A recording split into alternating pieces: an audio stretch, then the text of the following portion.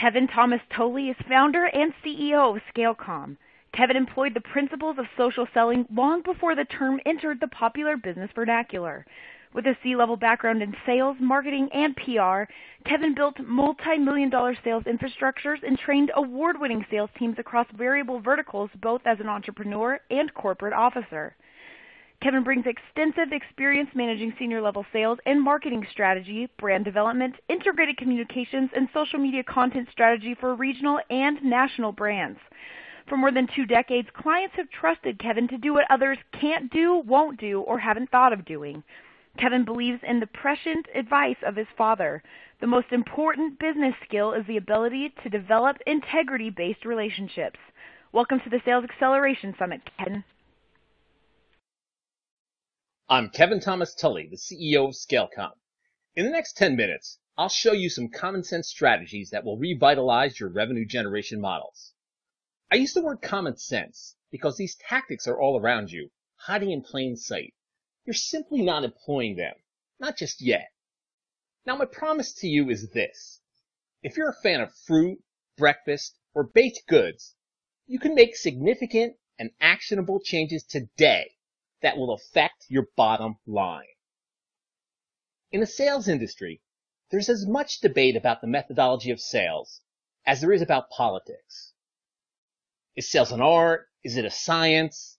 Do consultative sales work? About questions, silence, social selling, back to basics, cold calling.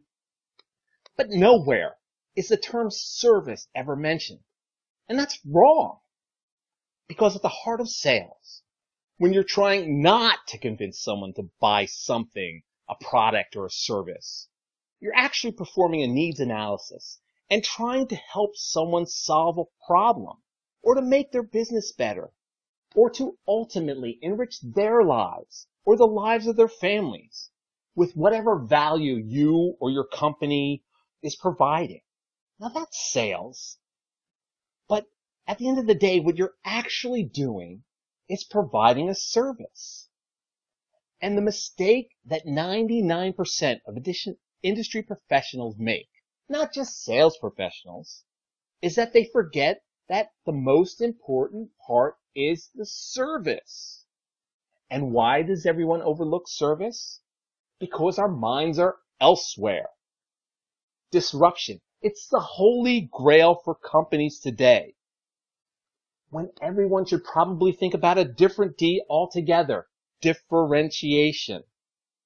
And for each organization out there, everyone trying to make a name for themselves, instead of focusing upon a product that will disrupt the industry, why not focus on disrupting the industry with something that's overlooked and something that will pay immediate dividends? Service. Here's the dirty little secret that few organizations consider. Although companies like Amazon, Zappos, and Virgin Atlantic Airlines, they're wildly successful because they've adopted a service mentality throughout their respective organizations. They practice it openly, share its culture, and rake in significant sales revenues based upon a simple, singular principle. Service sells. Service disrupts. Service differentiates. And most importantly, service drives revenue. There, I said it. And yet, companies continue to pour untold millions, billions into product development, marketing, sales training, and other programs when customer service, now cutely and ironically, renamed customer success, remains standing when the music stops playing with no place else to sit. Except with these 3 companies, Amazon, Zappos, Virgin Atlantic Airlines, who differentiate on service, and they do it daily. In fact, Zappos is so committed to customer service that it boasts being powered by service in its logo. Now, is service the magic bullet? Don't take my word for it. Consider the power of service.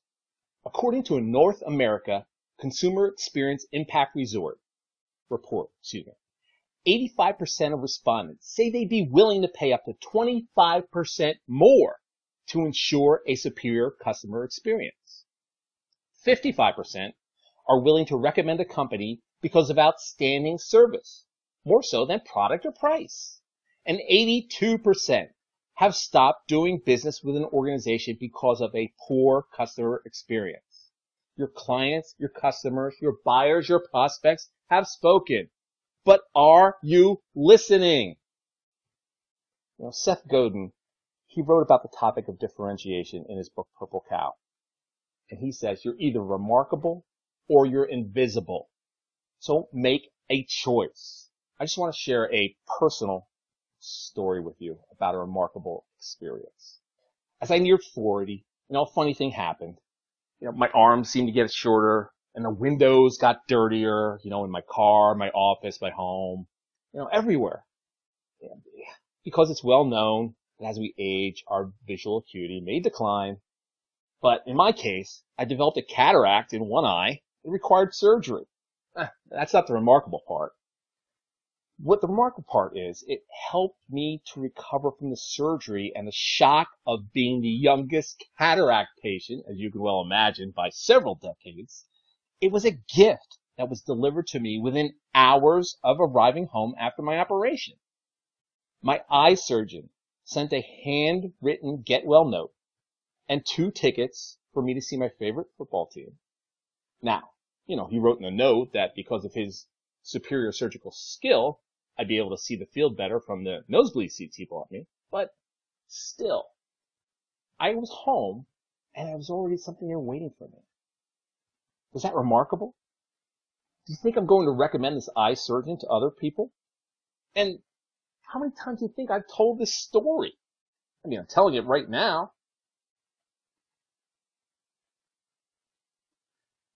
Now, how do you know if your company values service? It's in the details. Consider the scene from the movie Casino.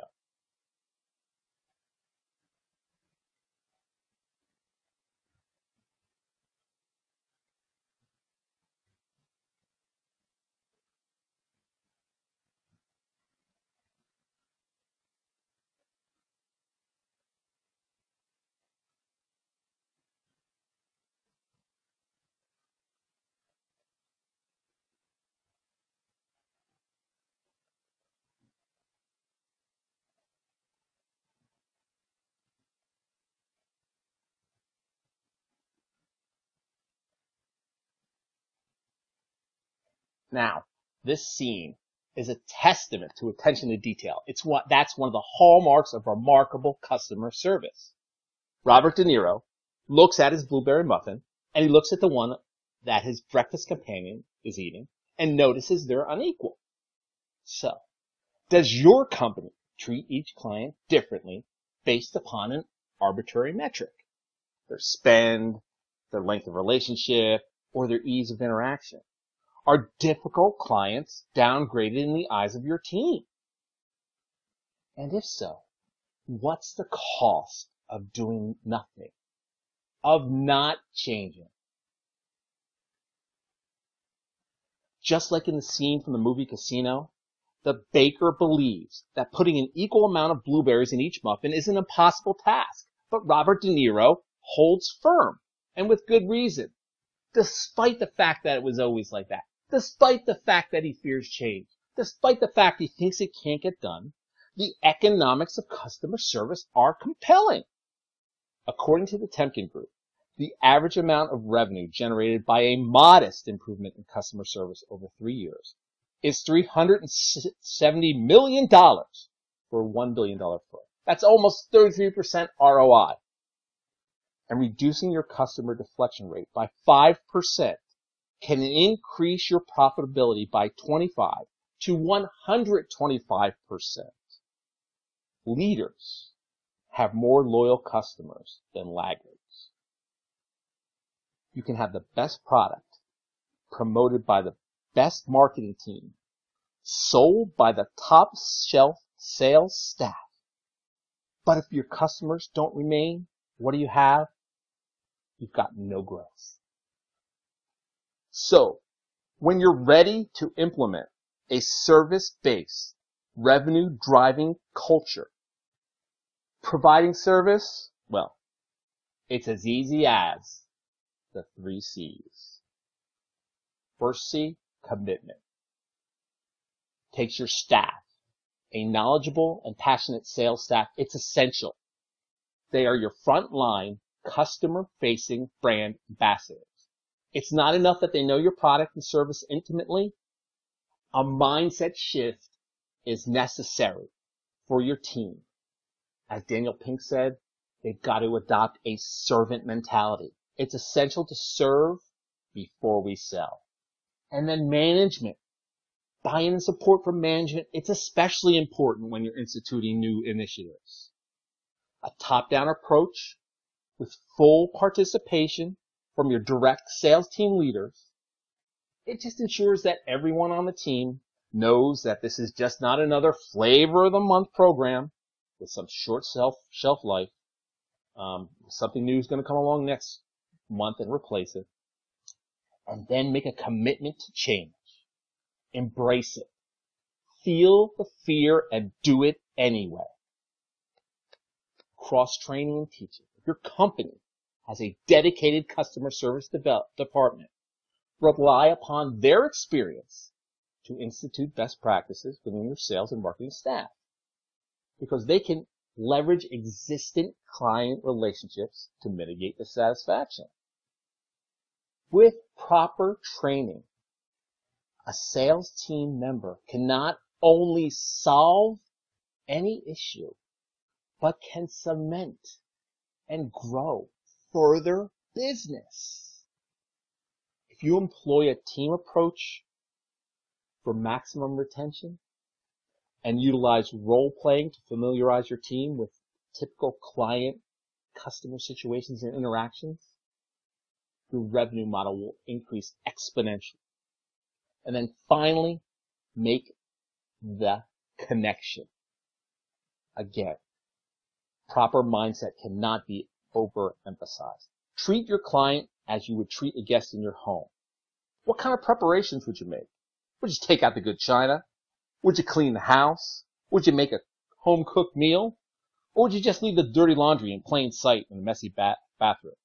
What kind of signals are you sending? And you want to talk to your clients where and when and how they want to be communicated with. What's their favorite? Phone, email, text? And choose the proper social media platform to establish the conversation with your buyer. Take your cues from your customers instead of relying upon past practices that may be outdated and unreliable. What are the byproducts rather, you can expect from instituting a service mentality? You had your 3 C's. Now we've got 3 R's. Retention. There's an inherent value to your existing customers. According to the White House Office of Consumer Affairs, it's 6 to 7 times more expensive to acquire a new customer than it is to keep a current one. And the Harvard Business Review states that only 20% of satisfied customers intend to leave the company. Clearly, reducing churn is a primary benefit of purposeful customer service. And as far as referrals go, on which side of the ledger would you rather be? Americans tell an average of 9 people about good experiences and tell 16 or nearly 2 times more people about poor experiences. And on average, loyal people are worth up to 10 times as much as their first purchase. And the probability of selling to an existing customer is 60 to 70%, whereas the probability of selling to a new prospect is between 5 and 20. That's a lot of revenue. Sales is a competition. Every company makes mistakes, but great customer service by your sales team can save the day and significantly increase your bottom line. Using sales as a differentiator, you can either meet your client's needs, you can exceed them, or you can make their experience remarkable. Count the blueberries.